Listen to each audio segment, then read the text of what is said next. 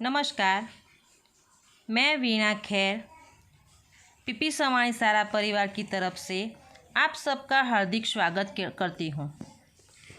कक्षा 7 विषय हिंदी, काव्य 5 हिंद देश के निवासी। विद्यार्थी मित्रों,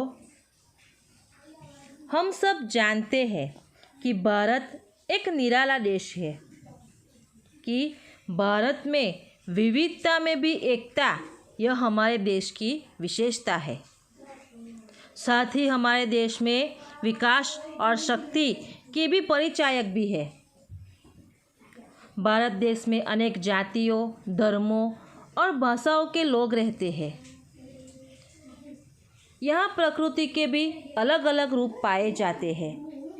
इतनी ही विविधता के बावजूद यहाँ एकता है कि यह सब विभिन्न अलग अलग रूप है, लेकिन फिर भी उसके बावजूद विविधता में एकता है।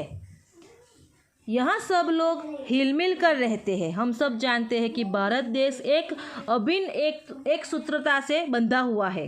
विविधता होने पर भी एक अभिन्न एक सूत्रता से बंधा हुआ होता है। तो विविधता के बावजूद यहाँ पे एकता है। यहाँ सब लोग हिलमिल कर रहते हैं। विभिन्न दृष्टांतों द्वारा इस काव्य में भारत की भव्यता एवं दिव्यता का गान किया गया है। विद्यार्थी मित्रों, इस कविता में हमें हमारे देश का यही निरालापन बताया गया है। तो हम देखते हैं हिंद देश के निवासी कविता शब्दार्थ के साथ। हिंद देश के निवासी सभी जन एक है, रंग रूप वेश भाषा चाहे अनेक है। इसका अर्थ क्या होता है कि भारत देश में रहने वाले सभी लोग एक है। चाहे उनके रंग रूप वेश भाषा अलग है, पहनावा अलग है, लेकिन वह सब भारत देश में रहते हैं, इसीलिए वह सभी लोग एक है।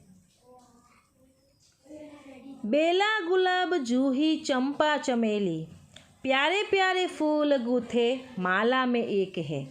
कि बेला यानी क्या? मोगरा, જેને આપણે ગુજરાતીમાં મોગરો કહીએ છીએ ને એ। कि बेला, गुलाब, जूही, चंपा, चमेली यह सब क्या है? तो यह सब फूल है। कि ये सब आदि फूल अलग अलग है, कि फूल है लेकिन अलग अलग है, परंतु प्यारे प्यारे फूल गूथे माला में एक है। परंतु ये प्यारे प्यारे फूल जब माला में गूंथने लगते हैं या फूल माला में गूंथने पर वह एक बन जाते हैं। कि भले फूलों के नाम अलग अलग है, लेकिन जब यह सब फूलों को हम माला में पिरोते हैं, गूंथना यानी पिरोना, कि माला में पिरोते हैं तो वह सब एक बन जाते हैं। उसी तरह अलग अलग भारतवासी भी अलग अलग होकर भारतवासी एक है। कि जैसे फूल एक है लेकिन माला में पिरोते ही वह एक बन जाते हैं, उसी तरह अलग अलग होकर भी सभी भारतवासी कैसे हैं? एक है। सही है ना? आगे देखते हैं। कोयल की कूक न्यारी पपीहे की तेर प्यारी। कोयल की कूक यानी कोयल की आवाज़, कोयल की आवाज़। पपीहे की तेर प्यारी, पपीहा यानी एक पंछी होता है। गा रही तराना बुलबुल राग मगर एक है। तराना यानी गीत और राग यानी स्वर।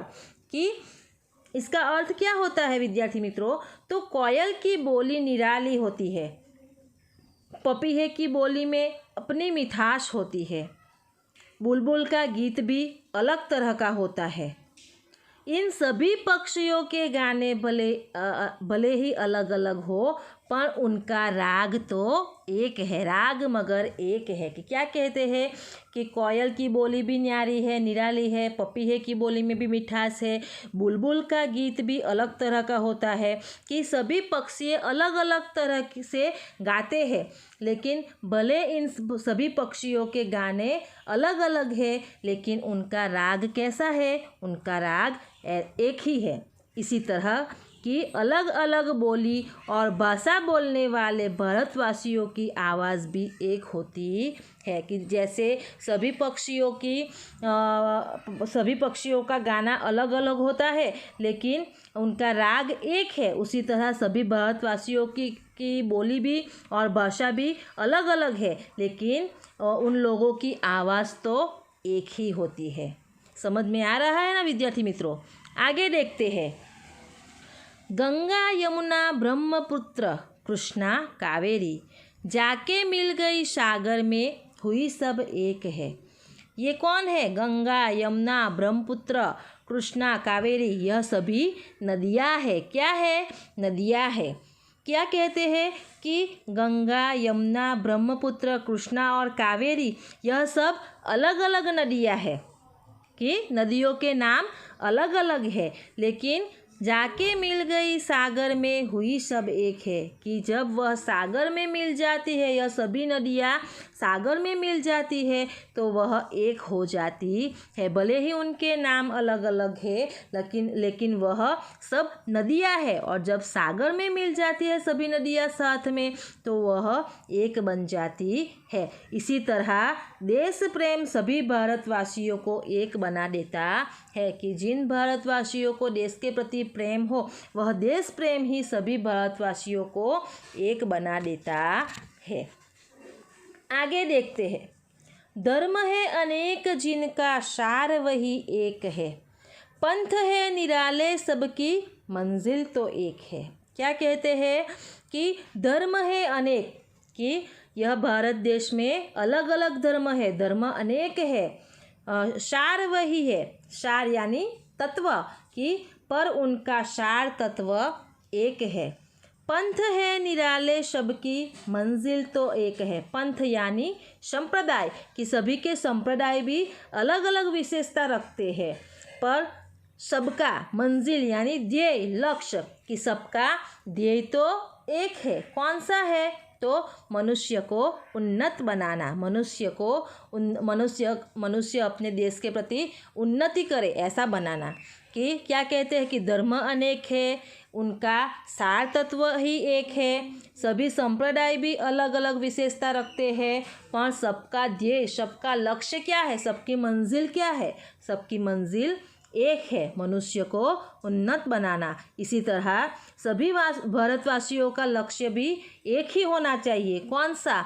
तो अपने देश की उन्नति हो, अपने देश की प्रगति हो। तो विद्यार्थी मित्रों, इस काव्य को हमने शब्दार्थ के साथ समझा। अगर कोई भी शब्द में आपको दिक्कत हो, कोई भी ऐसा शब्द हो जिसमें आपको समझ में ना आया हो, तो आप मुझे बोल सकते हैं, मैं आपको समझाऊंगी।